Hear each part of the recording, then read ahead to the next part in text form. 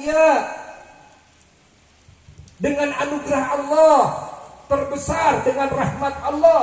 Bahkan ahli tafsir mengatakan makna rahmat di sini adalah wujud Kanjeng Nabi Muhammad sallallahu alaihi wasallam. Ingat, maka Nabi kita disebut wa ma arsalnaka illa rahmatan lil alamin. Nabi kita jadi rahmat bagi semua alam semesta. Nabi kita itu rahmat, wujud Nabi kita itu rahmat. Rahmat bagi siapa? Bagi semua ciptaan Allah seluruhnya. Nabi kita menyatakan dalam hadisnya, innama ana rahmatun muhdah, tiada lain aku ini adalah rahmat yang dihadiahkan oleh Allah ke seluruh alam semesta. Allah. Apakah tidak ada dalilnya dalam Quran? Ketika berbahagia kita dengan karunia Allah, apakah tidak ada dalilnya dalam Quran membicarakan anugerah dan nikmat yang Allah berikan kepada kita? Apakah tidak ada dalilnya dalam Quran mensyukuri nikmat Allah? Nikmat yang mana yang lebih besar dan menyamai nikmat diciptakannya, dilahirkannya Nabi kita Sayyidina Maulana Muhammad sallallahu alaihi wasallam. Bagaimana mungkin Nabi kita jika tidak dilahirkan lalu kita bisa beriman? Bagaimana mungkin jika Nabi kita tidak dilahirkan lalu kita mengenal Islam? Bagaimana mungkin jika Nabi kita tidak dilahirkan kita mendapatkan rahmatan lil alamin? Bagaimana mungkin jika Nabi kita tidak dilahirkan kita mendapatkan pendidikan al-akhlaqul karimah, keilmuan yang sakral, yang tinggi, kita bisa suci dari segala kotoran-kotoran zahir dan batin kita, jiwa dan raga kita, pakaian dan tempat kita, harta benda kita, nasab kita, segalanya, jabatan kita menjadi bersih. Bagaimana mungkin kalau Nabi kita tidak dilahirkan, kita mengenal Allah, mengenal ajaran Allah? Ingat, bagaimana mungkin kalau Nabi kita tidak dilahirkan lalu kita mengenal ibadah kepada Allah, cara berinteraksi dengan Allah, cara berinteraksi dengan sesama makhluk Allah dengan baik, dengan mulia? Bagaimana mungkin kalau Nabi kita tidak dilahirkan kita bisa meraih keselamatan, kebahagiaan, kemuliaan yang hakiki dan abadi sampai surga? Gak akan ada sholat, gak akan ada saum, gak akan ada zakat, gak akan ada haji, gak akan ada masjid asing pada semua masjid di muka bumi, gak akan ada wali ulama, gak akan ada yang tabligh, yang dakwah, gak akan ada kalau Nabi tidak dilahirkan. Gak akan ada yang namanya orang beriman, gak akan ada yang namanya orang muslim jika Nabi tidak dilahirkan. Maka dilahirkan Nabi adalah tolak ukur dan titik awal di muka bumi ini. Cerita, kan? Segala kebaikan dunia dan akhirat, cerita tentang rahmatan lil alamin. Ingat, diawali dengan cerita kelahiran Kanjeng Nabi Muhammad sallallahu alaihi wasallam. Maka judul ini harus terus dikenal. Maka disebut Nabi kita itu oleh orang Sunda, apa disebutnya? Apa disebutnya? Itu ada dina kecerik dengan ayat dina kecerik jungjuna. Disebut jungjuna, disebut jungjunan. Kalau bertanya jungjunan, nanyanya sama orang tua nih. Masih tahu nih, yang sudah tua-tua. Kenapa? Itu jungjunan itu hanya ada dalam kecerik.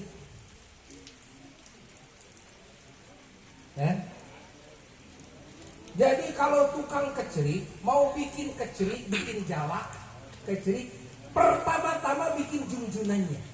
Benang semuanya disatuin, semuanya lalu diikat, dibikin junjunannya paling atas. Lalu baru bisa, kan? Bisa nganyam ke handap. Terus ke handap, lebih karena kan? Rantai nu handap. Gus jadi rantai, gus jadi kecerikna tuluy dialungkeun ka mana? Ka balong. Gudibek menang naon? di mana nyangsang lauk dina jungjunan atau panghanapna? Jungjunan mah bagian kegunyang gani.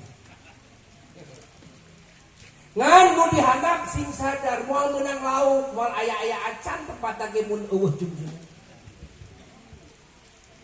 Da moal bisa tukang kecil jonyon kecil teu nyeun jungjunan heula. Lihat. Jadi awal cerita segala kebaikan di alam semesta itu dari junjunan. Siapa junjunan ini? Adalah baginda Kanjeng Nabi Muhammad Sallallahu Alaihi Wasallam. Maka Nabi kita disebut junjunan alam semesta. Kenapa? Karena semua alam semesta tidak mungkin ada, tidak mungkin diciptakan kalau tidak diciptakan terdahulu junjunannya. You understand? Are you the best crazy?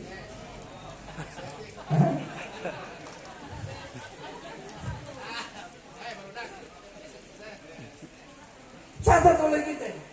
Nah, Buya pakai bahasa Indonesia. Kenapa? Karena ini direkam. Yang mendengar bukan cuma di sini, tapi yang mendengar se-Indonesia.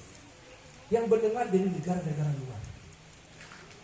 Asyifa TV yang mendengar sampai Amerika, menyimak sampai Belanda, sampai Buya berangkat ke negara ini, disambut mereka ternyata saya sering mendengar tausiah melalui YouTube Abuya. Saya dan terus mereka berkata, oh, maka Buya suka beralih bahasa asas manfaat agar diambil manfaatnya oleh banyak orang. Oke? Jadi lain gagayaan mah pakai bahasa Indonesia. Ayo kurang sapaan mah genaheun kana bahasa Sunda. Dan batur dengar dia. Yang mendengarkan di luar jauh lebih banyak. Ratusan ribu bisa sampai juta. Ketimbang yang hadir di sini. Ya. Oh, ceritanya disebut junjunan itu begitu. Bahasa junjunan ini bahasa balaghah, ilmu bayan, ilmu majasi. Orang yang ngaji ilmu bayan pasti tahu. Ya.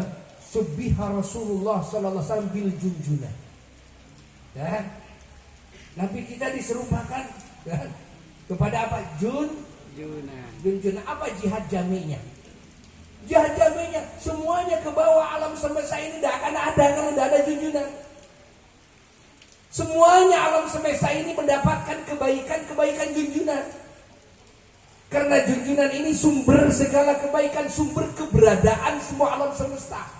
Asal usulnya adalah junjunan. Dari mulai cahaya yang paling pertama diciptakan sebelum Allah menciptakan semua alam semesta, hanya satu cahaya, adalah cahaya Nabi kita Sayyiduna wa Maulana Muhammad sallallahu alaihi wasallam. Lalu Allah menciptakan alam semesta dan dari cahaya Kanjeng Nabi Muhammad. Allahumma shalli wa sallim wa barik alaihi wa ala alihi wa sahbihi. Jadi maulid itu ada dasarnya, maulid itu ada dalilnya. Kata siapa tidak ada dalilnya? Cuma karena tidak paham, tidak ngaji usul fikih, ya, dianggap tidak ada dalilnya. Nah, enteng, padahal enteng sekali bagi ahli usul fikih, enteng sekali. Tinggal tanya saja, apakah kelahiran Nabi anugerah atau musibah? Ya kalau udah anugerah sudah, bagaimana menyikapi anugerah itu aja. Oh, harus bahagia. Dasarnya perintah Allah tadi dalam surat Yunus. Ya. Dasarnya dalam surat Wadduha wa amma bi ni'mati rabbika fahadits. Dasarnya la in syakartum la azidannakum. Ini bahayanya kalau umat Islam sudah lupa kepada anugerah. Apa anugerah? Dilahirkan Nabi Muhammad SAW. Ini termasuk kufur kepada nikmat. Wala in kafartum inna adzabi lasyadid.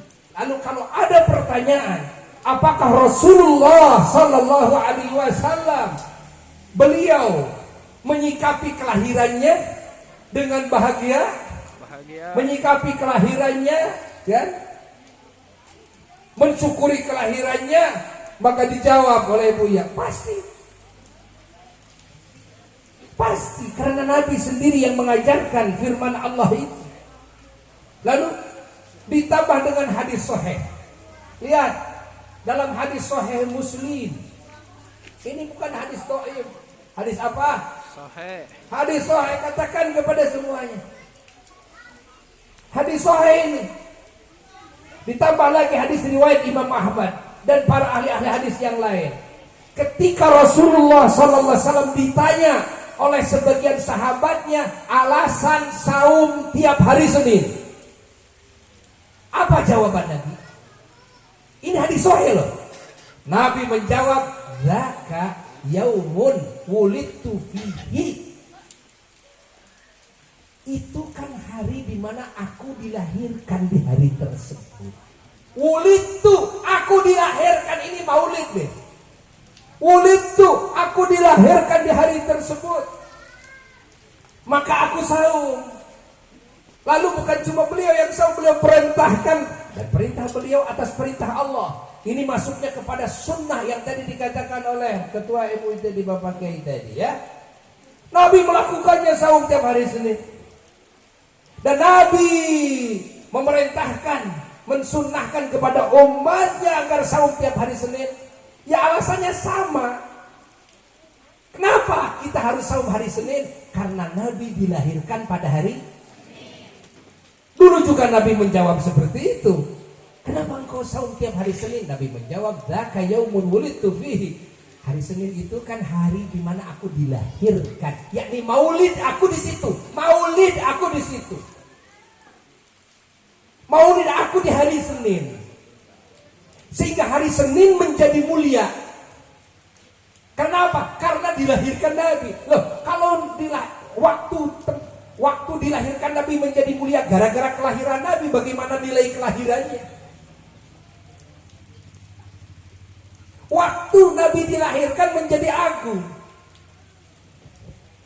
Imam Muhammad Amin Al-Qurdi di dalam kitabnya Tadwirul Qulub, beliau mengatakan asal usul waktu Janari, waktu sahur menjadi istimewa. Ingat, menjadi waktu ijabah doa, menjadi saat hajatannya Allah. Bayangkan. Dari mulai kapan itu? Dari mulai dilahirkan Kanjeng Nabi Muhammad. Karena Nabi dilahirkan di waktu sahur, waktu Janari, maka dari situlah sampai hari kiamat setiap Janari oleh Allah diistimewakan, sehingga Allah tajalli ke langit dunia setiap waktu sahur. Asal usulnya adalah karena Nabi dilahirkan. Loh, saat menjadi agung karena Nabi dilahirkan di saat tersebut. Hari menjadi istimewa karena Nabi dilahirkan di hari tersebut. Bayangkan. Mekah menjadi agung karena Nabi dilahirkan di Mekah. Bayangkan. Allah. Catat oleh kita. Jadi kalau begitu, yang menjadi sebab semua jadi agung adalah kelahiran. Iya, adalah kelahirannya.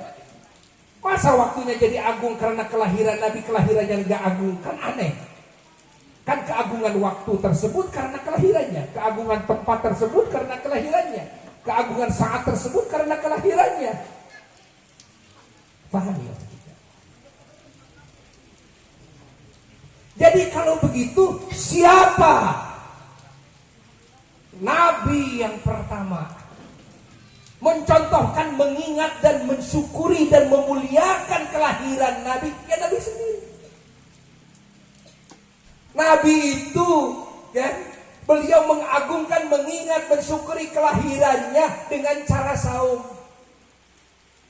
Lalu kita umatnya diperintahkan saum tiap hari Senin agar apa? Ya sama, agar kita mensyukuri kelahiran Nabi, agar kita mengingat kelahiran Nabi, agar kita mengagungkan kelahiran Nabi. Sehingga orang yang saum hari Senin punya jaminan surga. Itu semuanya gara-gara kelahiran Nabi loh semuanya. Eces itu. Paham ya lagi? Cuma tadi cara yang berbeda. Melampiaskan cara yang berbeda. Nah, kalau para sahabat enggak, tidak ada kumpulan-kumpulan seperti kata siapa, tidak ada. Kamu yang tidak pernah membaca hadis dengan tuntas, kan? Sahabat itu pernah kumpul seperti kita ini. lalu membicarakan karunia terbesar dari Allah. Apa? Adalah baginda Rasulullah sallallahu alaihi wasallam. Lalu Rasulullah sallallahu alaihi wasallam datang ke majelis tersebut. Lalu Rasul bertanya, kenapa kalian kumpul-kumpul seperti ini, sedang apa kalian? Lalu para sahabat menjawab, ya Rasulullah, saya sedang mengingat anugerah terbesar, yaitu diciptakan engkau ya Rasulullah. Dan Rasulullah, Masya Allah, benarkah apa yang kalian ingat, yang kalian bicarakan itu? Iya ya Rasulullah. Sampai Rasulullah bersumpah. Sampai Rasulullah bersumpah bahwa majelis itu adalah majelis yang sangat diagungkan oleh Allah, sampai malaikat Allah Subhanahu wa taala turun ke bumi. Malaikat Allah turun ke bumi memberikan keberkahan, rahmat bagi ahli majelis tersebut. Karena apa? Karena kumpulan tersebut sedang mengingat anugerah terbesar, yakni siapa? Wujud baginda Rasulullah sallallahu alaihi wasallam. Pahami oleh kita semua. Bahkan sering Buya katakan, kalau para sahabat Nabi tidak perlu seperti kita mengadakan acara seperti ini. Kenapa tidak perlu? Karena bagaimana? Ya, coba bayangkan bahwa para sahabat Nabi hari-harinya melihat Nabi, hari-harinya mendengar Nabi, hari-harinya bersama Nabi, sholat bersama Nabi, mendapatkan ajaran yang agung dari Nabi langsung, ditarbiyah oleh Nabi langsung, hati penuh dengan cinta kepada Nabi dengan sempurna, keyakinannya sempurna, takzimnya sempurna, kerinduannya sempurna, selalu bersama Nabi, kenal Nabi, keagungannya tahu semuanya. Semua sahabat, keagungan Nabi selalu mengiang dalam pikirannya, keagungan Nabi selalu hadir dalam hatinya, dan matanya melihat keagungan Nabi langsung, menyaksikan keistimewaan Nabi langsung, menyaksikan kesempurnaan Nabi langsung. Orang-orang seperti ini tidak perlu kumpul-kumpul seperti kita. Justru yang perlu kumpul seperti kita ketika mata kita tidak pernah melihat Nabi, telinga kita tidak pernah mendengar suara Nabi, tangan kita tidak pernah salaman dengan Nabi, kita tidak pernah salat berjamaah dengan Nabi. Sementara sahabat makan saja bersama Nabi, berjalan ke sana ke sini bersama Nabi, berjuang bersama Nabi. Bayangkan ini sahabat Nabi. Dan kita tidak kenal Nabi. Lalu kapan kita bisa cinta kepada Nabi? Lalu bagaimana kita memadu kerinduan kita kepada Nabi? Bagaimana umat ini bisa kenal kepada Nabi? Kalau sahabat melihat Nabi, tidak perlu belajar lagi tentang Nabi, tidak perlu belajar tentang hadis Nabi, mau mendengar langsung dari Nabi, melihat langsung kepada Nabi. Kita aja mimpi saja tidak. Lalu bagi kita umat yang tidak kenal kepada Nabi, kalau tidak mendengar dari para ulama, dari para kiai tentang Nabi, bagaimana bisa kenal kepada Nabi? Kalau kita tidak sering mendengar tentang keagungan Nabi, bagaimana bisa mengagungkan Nabi? Kalau kita tidak pernah dengar dari lisan ulama dalam kumpulan seperti ini tentang keistimewaan Nabi, kesempurnaan Nabi, bagaimana hati ini bisa tertarik cinta kepada Nabi? Bagaimana hati ini bisa yakin kepada Nabi? Pahami, justru yang harus mengadakan acara seperti ini siapa? Kita, bukan sahabat. Jangan terbalik. Loh, sahabat saja tidak. Kamu seperti sahabat? Hidup di zaman Nabi, melihat keagungan Nabi langsung bersama Nabi. Justru kitalah yang harus mengadakan kumpulan ini. Makanya tadi kata Pak Kiai tadi, ya, disebutkan bahwa mulai ada kumpulan seperti ini adalah di zaman tabi'in. Ya iya, karena di zaman sahabat, untuk apa kumpulan seperti ini? Begitu datang tabi'in nggak pernah lihat Nabi. Ya kalau dapir Nabi, mereka harus dengar dari sahabat. Ya kumpulin lah. Kumpul cerita lagi tentang Nabi, kumpul cerita lagi tentang Nabi, kumpul cerita lagi tentang Nabi. Itu kerjaannya sahabat mendidik tabi'in. Tabi'in mendidik muridnya para tabi'in. Lalu mendidik muridnya, murid-muridnya. Sampai kita meneruskan silsilah itu. Alasannya apa? Alasannya kita ini umat yang tidak pernah ketemu Nabi. Ini paham tidak ini Allah teh? Paham. Kaharti ente. Dan ngaji mah kudu kaharti. Kan aya jelema nu teu ngarti lamun can diborekeun. Dan makanya Buya suka kadang-kadang diboreaskeun gitu kan, diborekeun. Naon sabab teu ngarti wae. Dalam mendekat mah di cewek ai sia. Teu ngarti teuing ai sia kumaha. Paham tidak? Paham. Jelas tidak? Dengan cara seperti inilah kita mengenal Nabi. Dengan cara seperti inilah kita berbangga-bangga, berbahagia. Hanya sesaat kita berkumpul seperti ini mendengar tentang Nabi. Mengingat Nabi. Allah, kalau sahabat siang malam yang ada di hati Nabi. Allah. Kita tidak begitu. Makanya kalau tidak setahun sekali minimal, kita ini jadi umat yang paling goblok. Umat yang paling apa? Goblok, segoblok-gobloknya. Tiap hari enggak, tiap minggu enggak, tiap bulan enggak, setahun sekali bid'ah. Loh. Sementara film ini dimasukkan ke otak, padahal bohong melulu. Dongeng itu, dongeng ini dimasukkan ke telinga, masuk ke hati, bohong melulu. Benar enggak? Benar enggak? Setahun sekali mau cerita Nabi, ada yang gugat bid'ah. Padahal setahun sekali itu sudah umat yang tidak baik gitu. Tidak baik itu. Masa setiap hari kita dengar tentang ABCD dan sebagainya, tentang Nabi jarang dengar kok. Begitu 1 tahun sekali baru dengar. Kemarin kemana? Kan? Ini sudah tidak baik sebetulnya. Hari-hari kita umat Islam ini harusnya hari-harinya itu harus sering dengar tentang Allah dan Rasulnya, tentang Allah dan Rasulnya, tentang Allah dan Rasulnya. Itu hari-harinya. Jangan ada satu hari pun yang terlewatkan umat ini mendengar tentang Allah dan Rasulnya. Harusnya seperti itu. Makanya kadang-kadang Buya juga suka setuju kepada orang yang membid'ahkan mengadakan acara Maulid Nabi setahun sekali. Buya angkat jempol. Jempolnya 4. Setuju kalau ada yang mengatakan bahwa acara Maulid Nabi setahun sekali bid'ah dolalah. Setuju, harusnya tiap waktu.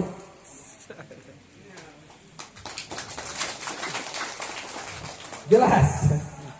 Jelas tidak? Jelas tidak? Alhamdulillah.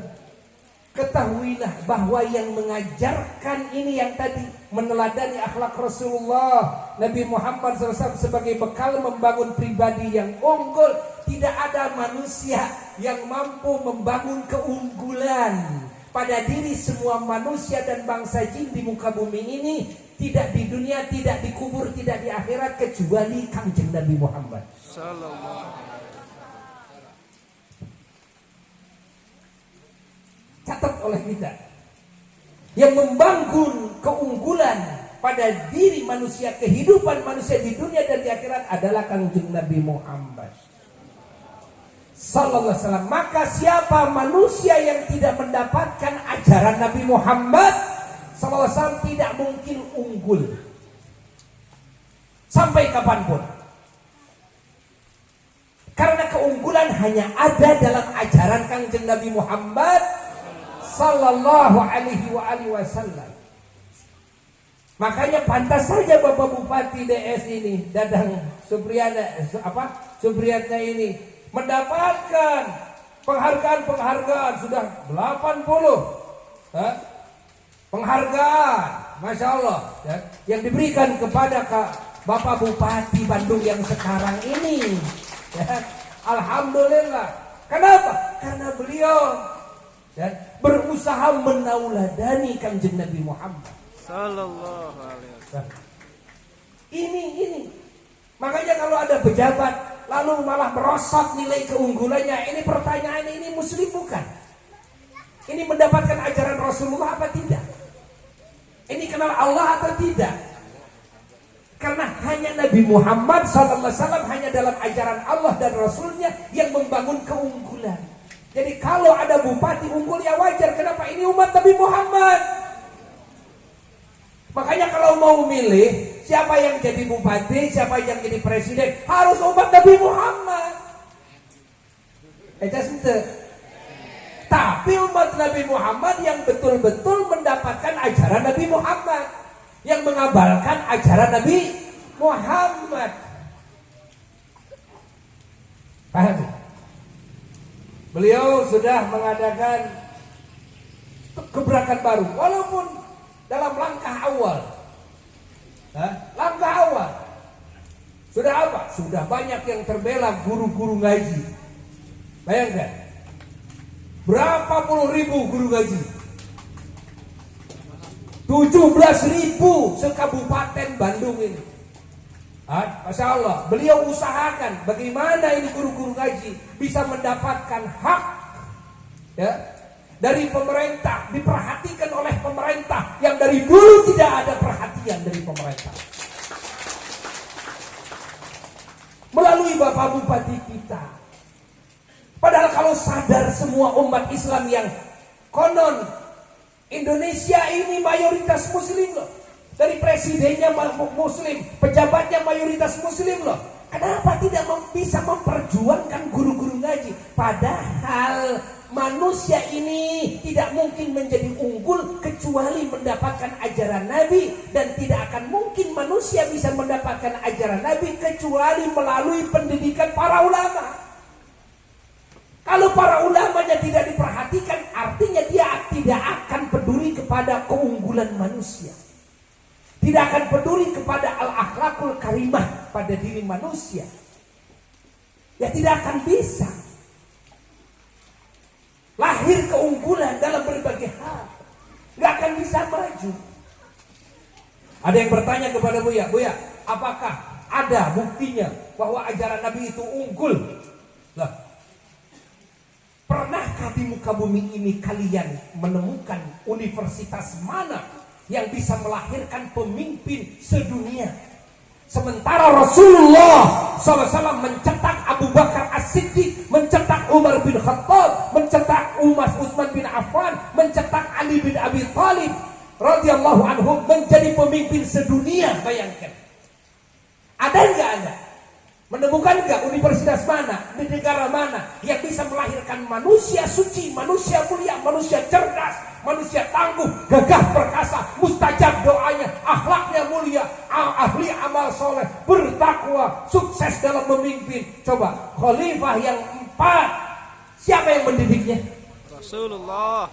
Itu cetakan Rasul, yang sekolah di sekolahnya Rasul. Manusia di muka bumi tidak ada yang mampu.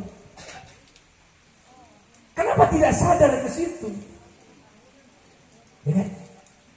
Tapi mereka adalah orang-orang yang betul-betul mengamalkan ajaran baginda Rasulullah Sallallahu Alaihi Wasallam. Ini bupati kita ini baru sedikit ini sedang mengamalkan ajaran Nabi. Bagaimana perhatian kepada para guru-guru ngaji. Karena masyarakat ini, bangsa ini tidak mungkin berakhlakul karimah. Tidak mungkin dia punya akhlak mulia. Tidak mungkin dia menjadi soleh. Ujuk-ujuk menjadi soleh. Tidak mungkin dia bertakwa. Tidak mungkin dia menjadi ahli kebaikan tanpa ada pendidikan agama yang benar. Dari mulai keilmuan sampai tarbiyah amaliyahnya, tarbiyah akhlaknya. Dan siapa yang mampu menangani itu? Hanya guru-guru ngaji. Kalau tidak ada guru-guru ngaji, manusia ini semuanya menjadi manusia-manusia yang lebih hina daripada anjing, daripada babi. Tidak akan berakhlak.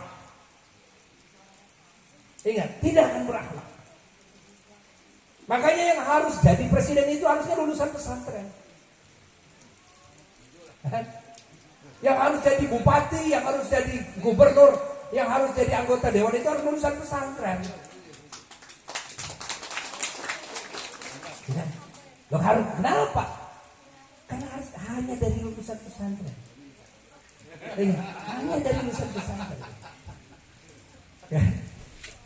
Makanya kalau tidak, bagaimana caranya ini sudah kadong nih? Ya pesantrenin supaya jadi santri. Kalau sudah jadi santri, dia punya sanad mata rantai keilmuan yang jelas, punya sanad mata rantai akhlak yang jelas, punya sanad mata rantai amaliyah yang jelas dari gurunya, dari gurunya, dari Rasulullah. Maka gagasan Bapak Bupati Kabupaten Bandung ini sungguh hebat sekali kalau terlaksana. Semua ASN, semuanya pesantren semuanya. Nanti lihat akan ada hubungan yang erat dengan gurunya sampai hari kiamat. Nanti lihat keberkahannya akan nampak. Pahami.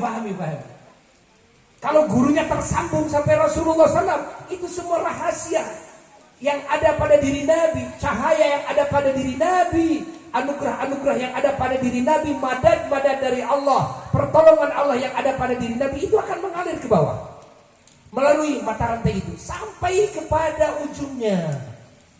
Makanya semua ulama mengatakan di muka bumi ini as-sanad minad din. Mata rantai itu bagian dari agama. Kalau orang yang tidak punya mata rantai, gurunya siapa ini tidak tahu, nggak sampai kepada Rasul, dia mengaku beragama ini palsu. Kenapa? Tidak akan nyambung.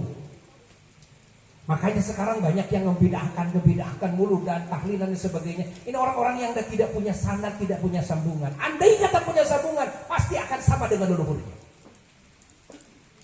Paham tidak? Alhamdulillah. Mudah-mudahan semua bupati ini seperti Bapak Bupati kita ini. Mudah-mudahan kita dorong terus.